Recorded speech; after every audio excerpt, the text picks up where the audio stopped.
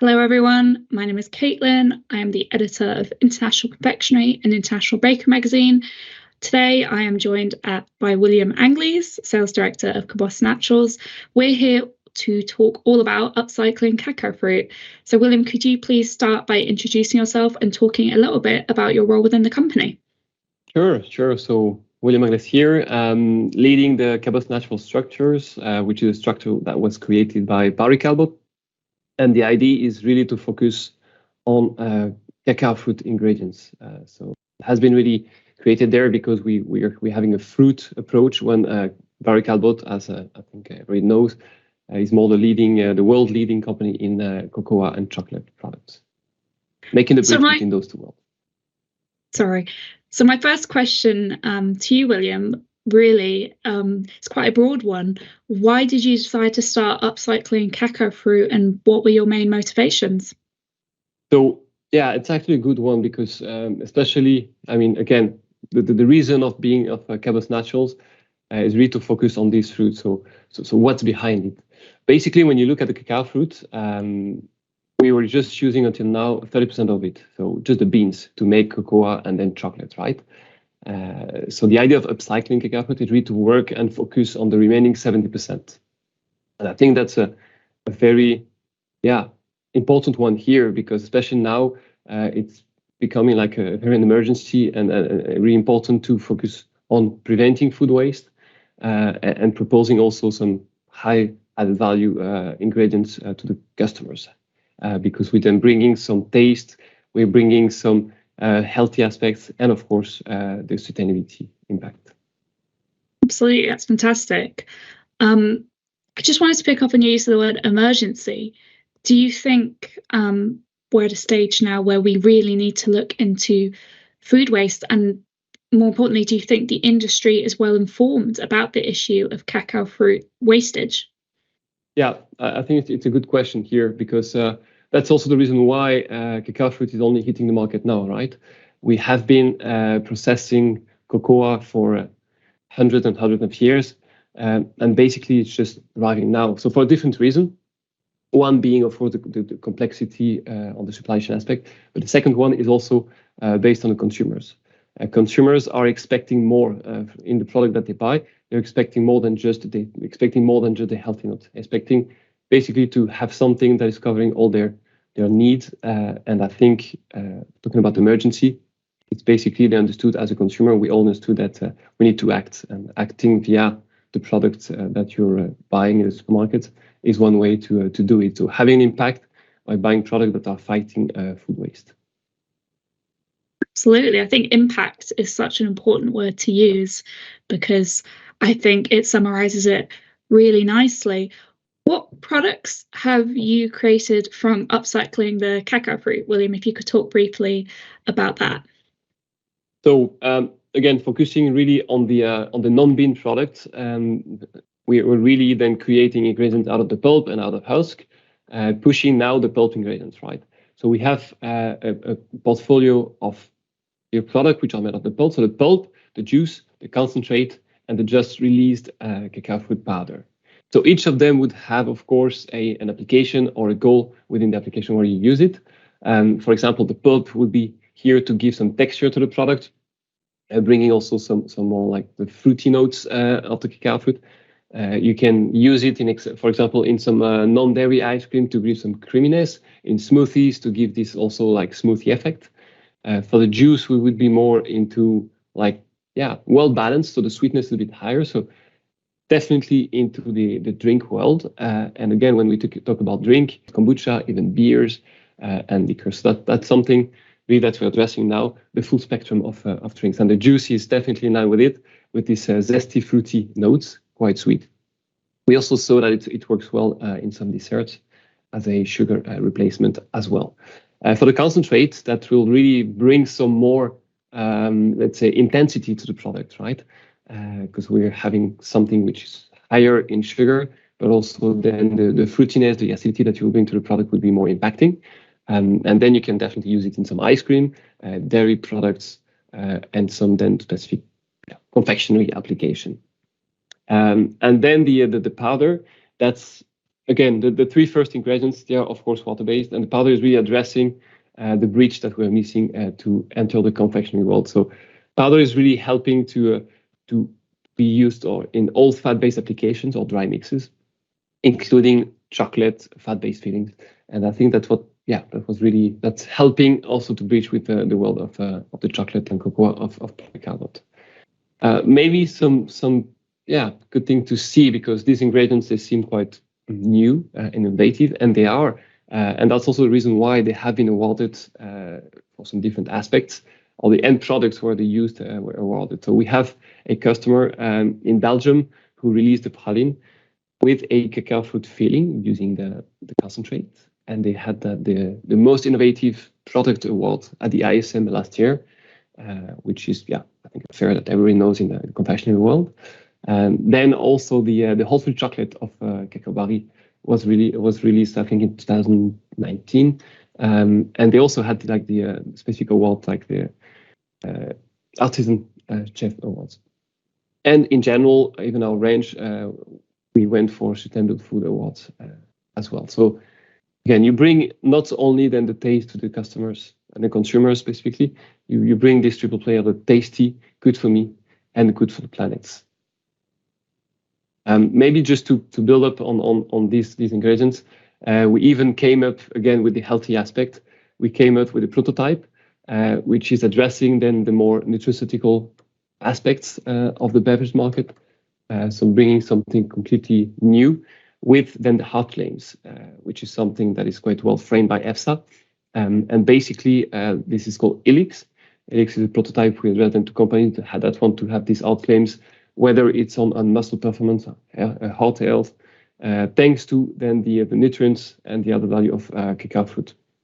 So of course, the minerals that are naturally present, the fibers, but also the polyphenols then that we have in this beverage. I wanted to pick up on this word you used. You called it a bridge, making a bridge between the cacao fruit and the chocolate. I think there is a tendency to view chocolate as exclusive to health, so you can't have healthy chocolate. And I know that's something you're very interested in looking into at the moment. How are you communicating the benefits of upcycled cacao fruit to not only your customers, but consumers more generally, as well as the sustainability impact of it?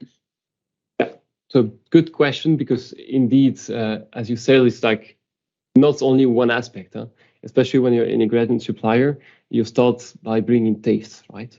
But then you realize it's not enough, because the consumers now, they know what's behind, they know the impact on the end product. They know also what it would mean for their own health, right? So then the good thing with cacao fruit is that we're addressing, on top of it, of the taste, we're addressing also the health aspects. So with the fibers that are naturally present, with the possibility to do some partial or total sugar replacement, also to bring some minerals, some fibers to the product, and of course, obviously, then the sustainability aspect with the upcycling. So it's really addressing then all the question mark that they have. And again, when we're communicating on the health aspect, it's like more than that, right? It's giving this strong message, having a positive impact. And when we say tasty, good for me, good for the planet, it also includes then, the people in general, so whether it's consumers or even the local communities where we work with.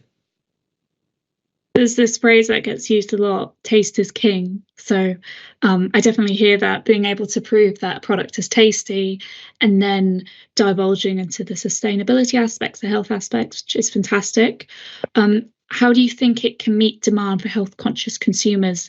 Could you talk a little bit more about that target group in particular? So that's basically why Elix was created, because then we realized that you have the need to bring something on the market, especially when you have such an amazing ingredient like cacao fruit. Then you realize you can really bring more. So we have the possibility again for sugar replacement and addressing the needs for non-refined sugar from the consumers. So again, like that was the concept of the whole fruit chocolate, and something we can address also with our cacao fruit powder now. And then, of course, with Elix, when you want to go like one step further into the claims and the impact on the health for the consumers. That's why, again, we were talking about bridge. We have the bridge from the liquid ingredients with beverage and let's say water-based product, and then bridging it to the confectionery world. So bringing also the goodness of the fruits into the confectionery world. And now we can even bridge it to the nutraceutical world with this Helix prototype then. I mean, when we talk about impact, being able to have a number of different applications, not just within the chocolate and confectionery industry, can absolutely make sure that not as much cacao fruit is being wasted, which I think is fantastic. I wanted to ask you about your opinion on a circular economy, conversation around that, and how upcycling cacao fruit can fit into this concept of a circular economy. Sure. So again, when you talk about circular economy, it implies also having a positive impact at the origin country, right? But also at the end of the chain, which are the consumers, right?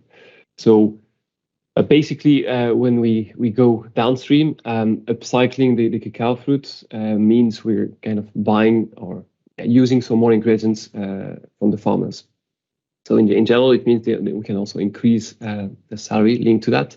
I think that's something we can then tackle a bit more into detail afterward. But just continuing then the downstream, down to the consumers or even to our customers.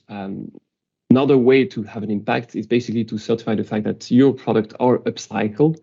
And for this, we work and we are part of the Upcycled Food Association, which that's an NGO in the US delivering the upcycle certification, right?